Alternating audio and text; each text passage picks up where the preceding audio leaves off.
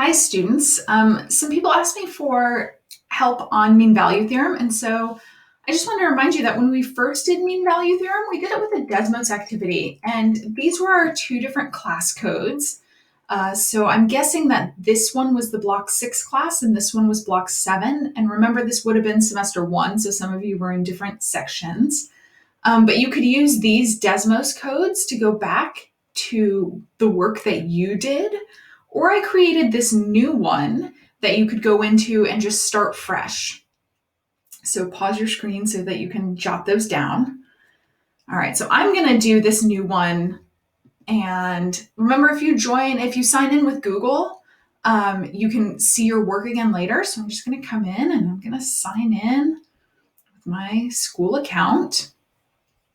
All right, so now I'm gonna say join for that class code. And remember, you're going to student.desmos.com to type that in. And the first thing it's going to do is ask for your name. All right. And then it's going to start with having us think about secant lines and tangent lines. And so remember that this line, I could say is either, this looks very big. I'm going to make it a bit smaller. Oh, it is very big. All right, so I could say that this is either a secant line or a tangent line. It's tangent at this point, but it's secant between these 2 points.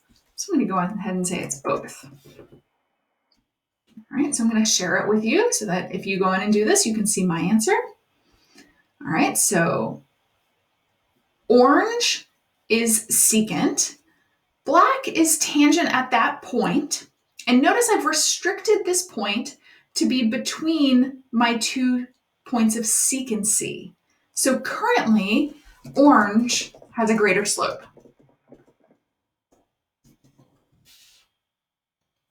Right?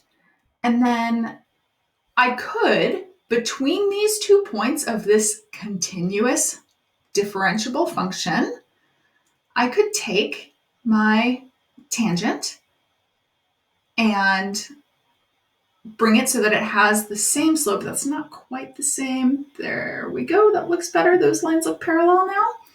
All right, so I could make it parallel. And so we've got our interval from A to B. Those are my X value points. And on this, for this function, I can make a secant that is parallel, but it's not always possible. And the reason why not, well, we're going to look at on the next screen. So now here's another function. It's continuous, but it's not differentiable at this point 0. So in this case, I am not ever going to be able to make a tangent that matches the same slope as that line, because I can see that this is a really flat slope here. So I would need to maybe come way out here to find that matching slope. But between these 2 points, I can't. I'm either going to have a very steep line that's positive or steep and negative, but I'm not going to have that sort of flat positive slope. So it's impossible. And I also note that while continuous, the function is not differentiable at every point between A to B. All right. So in this situation, I've got the same graph, but now between A and B, my function's continuous and differentiable. So now I can do it. It's a little bit hard, but there we go. That looks like it's almost parallel. So yes, now we can. And function is continuous and differentiable. All right, so in this function, now I've got something that is not continuous. I can try to make the same slope, but then it jumps, so I'm missing the point where it would be the same slope. So, nope, not continuous. And so this is something that we note. Note, it's not continuous. All right. So this is the point of the mean value theorem. Any function that is continuous and differentiable. So I could put in a trig function, I could put in a polynomial, 5x to the third minus 4x squared. Anything that is continuous and differentiable in its domain, you would have a parallel tangent between points of C and C. Okay, so I could have something here like y equals 1 over x. So in this case, I could pick 2 points that have, so maybe I could go between this point at, this is, what would that be? -2 comma -1/2. And I could go between 2 and 2.5. So if I connected those two, made that positive slope, between those two x values, I am not going to find a line that has the same slope. So this is not differentiable when x equals 0. So in some places, if I picked between here and here, then I would have a tangent that has the same slope as through the points of C and C.